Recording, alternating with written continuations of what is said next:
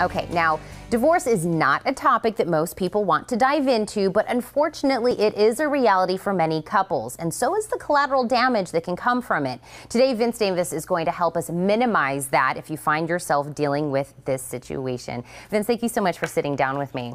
Tina, thank you very much. It's a pleasure to be here. I'm here to talk about the collateral damage that can happen in a marriage or in the divorce.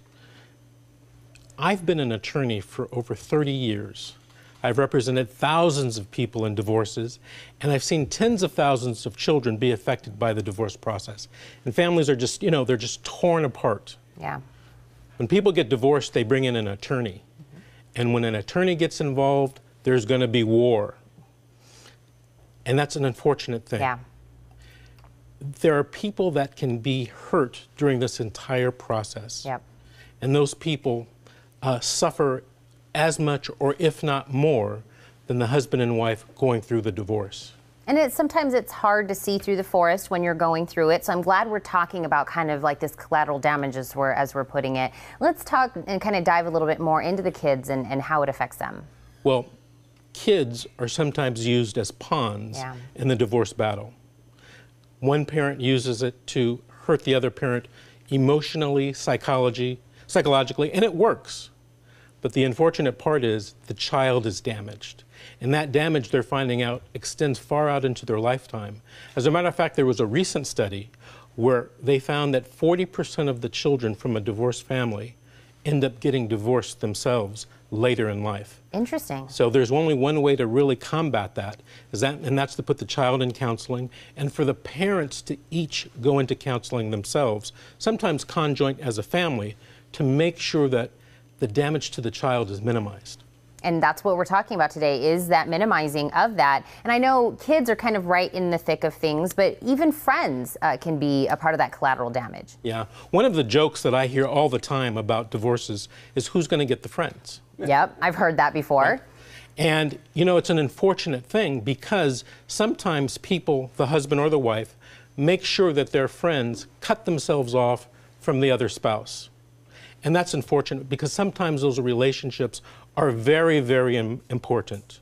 Thanksgivings, Christmas, holidays, birthday parties, weddings, and relationships are tough enough in life, and we don't have that many close relationships. And that's unfair to lose those relationships just because the husband and wife are getting divorced. So the most important thing is for the husband and the wife to try to accept things the way they are, and try not to be unfair and cause the friendships to be terminated just because we're getting divorced. Share. Exactly. Share. Exactly. Another thing kind of on the out fringes maybe are some extended family that can also kind of get tied up into this situation. Yes, extended family. It's almost the same as the friends. When I got divorced, my wife told her mother to stop all relationships and connections with me.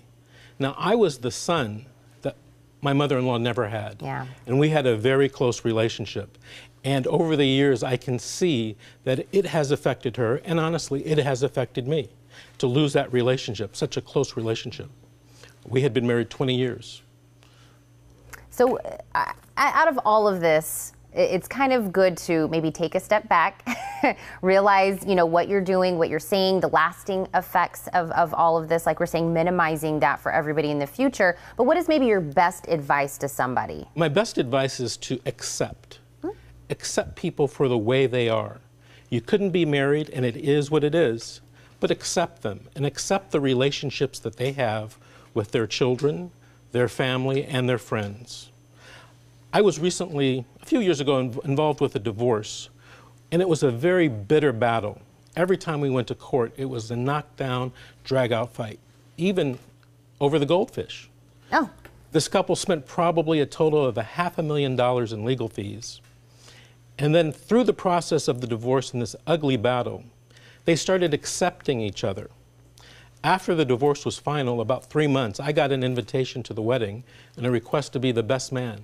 They got back together. No! And the opposing attorney was the maid of honor. No way. They finally learned how to accept each other, the pluses and the minuses. That's a interesting yet great story, all in the very end of that. So I'm going to let them know how they can get even some more advice from you. Vince, thank you so much for coming in. Thank you, Tina. I appreciate it. This was a very important topic. To learn more on what we just discussed or find Vincent's new book, you can call 888-888-6582 or log on to vincentwdavis.com.